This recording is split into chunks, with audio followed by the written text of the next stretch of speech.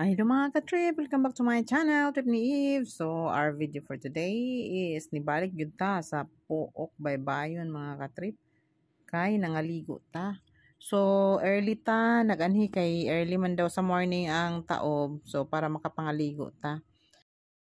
Kami lagi yung duhaan na sa akong BFF mga ka-trip kay nagbanding lagi mi kay dugay na pud mi wala na gyud nagkita. And miss na mo ni nga lugar nga mga ligo mi diri mga ligo mi tunguna tung high school pa mi kani siya nga beach is 4 kilometers from home, so medyo duol-duol lang ni sa amo so mao ni diri wala man ni siya entrance diri, so common bayad lang ta government fee tunguna panahon wala pa government fee, so wala pa pud kayo siya na improve unlike karon nga naanay mga cottage tunguna kay wala pa, so bisan asa lang ta manuksok kung diri ta mga ligo no.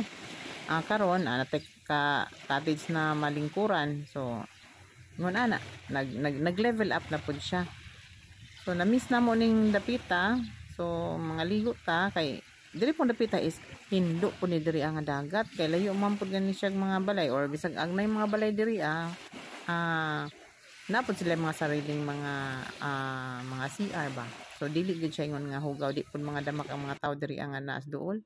So dili pa ni siya puti kaayo nga balasa, pero tanawa perti nang puti para sa ako the best gyud ni nga beach para lang sa mga on the go.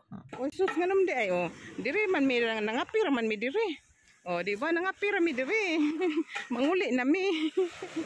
Manguli na mi igora mi diri nanguan na mainit nagdag pandesal. Ana man ang beach. Common lang ni nga beach diri. So that's all for now mga ka-trip. Thank you for watching. Hope you enjoyed. Don't forget to like and subscribe. Bye bye.